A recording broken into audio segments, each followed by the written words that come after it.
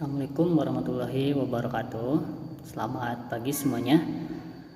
Semoga dalam keadaan sehat walafiat. Dalam pertemuan kita daring kali ini, kita akan belajar tentang ilmu pengetahuan dan teknologi ya. Baik semuanya, sudah hadir semua ya, sudah masuk semua dalam pembelajaran daring hari ini. Agar pembelajaran kita berjalan dengan lancar, marilah kita berdoa dulu menurut kepercayaannya masing-masing. Berdoa dimulai. Berdoa selesai. Baik, untuk tujuan pembelajaran kali ini bahwa kalian itu mampu mengetahui apa itu arti dari ilmu pengetahuan dan teknologi. Bahwa telah dijelaskan sebelumnya, ilmu pengetahuan itu muncul sebagai akibat dari perkembangan aktivitas manusia untuk memenuhi kebutuhan. Ilmu pengetahuan dan teknologi ini dapat diartikan adalah suatu ilmu yang berorientasi pada pemenuhan kebutuhan manusia. Terus perkembangan ilmu pengetahuan teknologi saat ini membawa manfaat yang luar biasa bagi kemajuan peradaban umat manusia. Terus pesatnya perkembangan ilmu pengetahuan teknologi dapat dilihat dengan semakin bermunculannya teknologi canggih yang dapat membantu aktivitas manusia.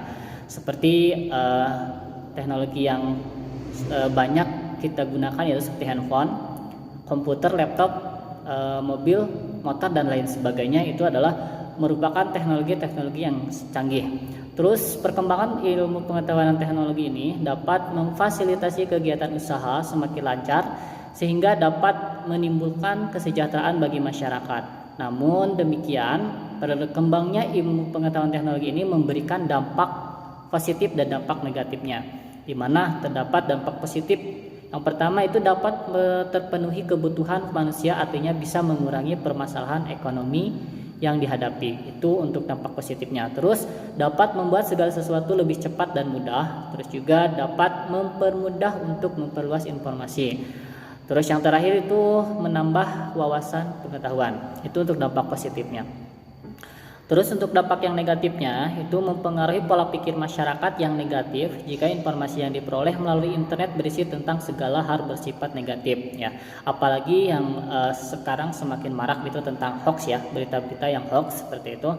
Terus yang kedua dapat menyebabkan polusi. Semakin banyak masyarakat menggunakan hasil perkembangan ilmu pengetahuan teknologi, misalnya kendaraan bermotor, maka pencemaran juga semakin bertambah.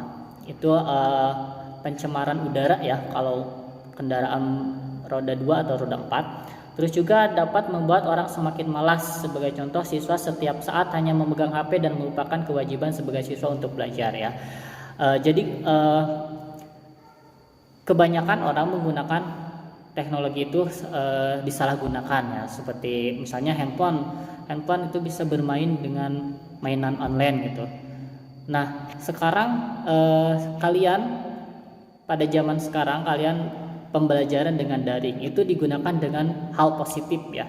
Tapi tidak kemungkinan kalian juga menggunakan handphone sebagai hiburan. Itu hiburan, boleh kalian bermain game tapi tidak melebihi batas dari wajar gitu. Ya. Nah, untuk dampak negatif yang terakhir yaitu dapat menimbulkan kerusakan, misalnya kerusakan lingkungan alam sebagai akibat semakin banyak limbah industri yang dibuang oleh perusahaan industri. Bahkan mungkin bisa jadi suatu saat lahan tersebut dijadikan tempat untuk berdirinya mall ya. Seperti misalnya yang tadinya hutan yang dipenuhi dengan pohon-pohon yang rindang yang biasanya sejuk, lalu ditebang menjadi berdiri mall gitu, dijadikan mall. Nah itu menjadi pencemaran karena kita itu memerlukan tumbuhan untuk udara yang segar. Kalau misalkan tumbuhan ditebang, jadi udara akan tercemar dan tidak segar lagi seperti itu.